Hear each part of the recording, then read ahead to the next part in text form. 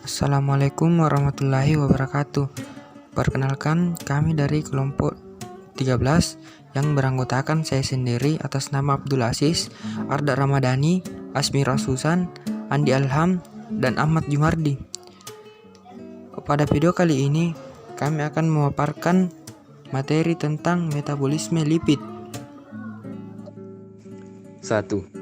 Metabolisme lipid adalah sebuah proses rumit dalam tubuh yang melibatkan beberapa tahapan, mulai dari lipid yang dikonsumsi dari makanan atau produksi lipid dalam tubuh, sampai ke degradasi atau transformasi menjadi sejumlah struktur dalam tubuh yang mengandung lipid. Lipid yang dimaksud di sini adalah lemak atau substansi mirip lemak seperti minyak, asam lemak, lilin, dan kolesterol. Mayoritas lipid dari makanan berbentuk trigliserida dan kolesterol. Keduanya merupakan jenis lipid yang bisa membahayakan kesehatan jika kadarnya berlebihan. Meski demikian, pada dasarnya semua jenis lipid memiliki manfaat. Lipid memiliki banyak fungsi biologis, yakni menyimpan energi dan berfungsi sebagai komponen membran seluler dan lipoprotein. Hanya saja, kebanyakan bentuk lipid atau lemak merupakan molekul kompleks yang harus menjalani proses metabolisme sebelum digunakan metabolisme lipid. Memungkinkan organ tubuh untuk menggunakan energi atau menyimpan energi pada adiposa atau lemak tubuh. Organ-organ tubuh seperti jantung, limpa, otak, dan lain-lainnya menggunakan energi tersebut supaya tetap berfungsi dengan baik. Baik, yang ketiga, proses metabolisme lemak atau lipid. Yang pertama, di mulut, lemak mulai mengalami tahapan pencernaan, terjadi penyesuaian suhu tertentu pada saat lemak dikunyah di mulut. Yang kedua, pada lambung, lemak mengalami proses pencernaan dengan bantuan asam dan enzim menjadi bentuk yang lebih sederhana. Yang ketiga, selanjutnya lemak akan memasuki hati, empedu, dan masuk ke dalam usus kecil. Yang keempat, dari kantung empedu, lemak akan bergabung dengan bile yang merupakan senyawa yang penting untuk proses pencernaan pada usus kecil. Selanjutnya, hasil pemecahan tersebut akan diubah oleh enzim lipase pankreas menjadi asam lemak dan gliserol. Yang kelima, kelebihan lemak kemudian disimpan dalam tubuh dan sebagai akan bergabung dengan senyawa lain seperti fiber yang akan dikeluarkan melewati usus besar. Selanjutnya, klasifikasi lipid. Klasifikasi lipid menurut Bloor terbagi menjadi dua.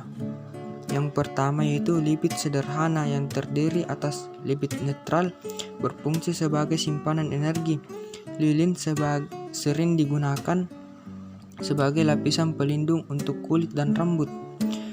Yang kedua yaitu lipid majemuk, terdiri atas fosfolipid berfungsi membentuk kerangka sel otak, asam lemak sebagai penyusun lemak tubuh, kolesterol sebagai komponen utama selaput sel otak dan saraf.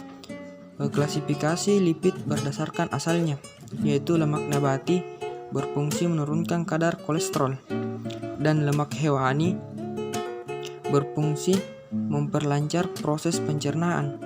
Klasifikasi lipid berdasarkan ikatannya, yaitu lemak dan minyak yang berfungsi sebagai salah satu penyusun dinding sel dan bahan biomolekul. Klasifikasi lipid berdasarkan kelas dari lemak, yaitu asam lemak berfungsi sebagai zat penyusun lemak tubuh, gliserida netral sebagai simpanan energi, fosfolipid pengemulsian lipid di dalam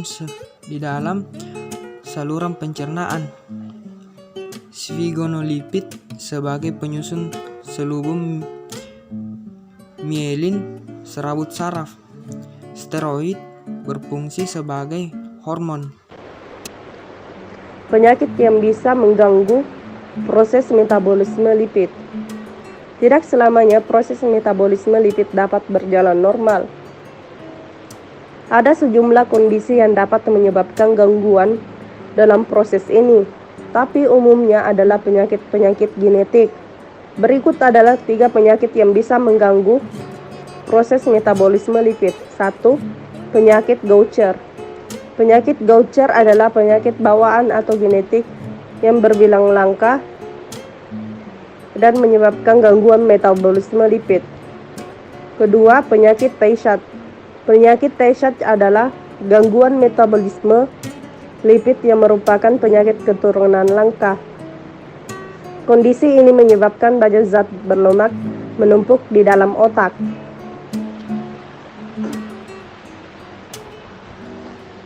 Ketiga, sindrom BART, BTHS.